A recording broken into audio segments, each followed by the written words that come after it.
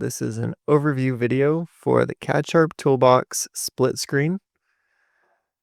Open up the CADSharp Toolbox and scroll down to the split screen app. And that's it. Oh, there's a little bit more. So this is useful for if you want to split the screen within Onshape, and maybe you could have your drawing in one side of it. So you're making edits to your model over here while you have your drawing over here. So that's pretty neat, and it stays contained within your current browser tab instead of having to have two separate web browsers open.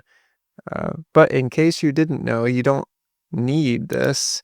You could just right-click your browser tab and do New Split Screen View, and then open a separate Onshape URL within that. So ext like so, and then have your drawing open here. So that would give you some more screen real estate. And if you didn't know, you could just drag your tab out of here. Oh, not for split screen. Okay. So we'll open another tab. We can duplicate that one and just drag it over to the right side of the screen and left side of the screen.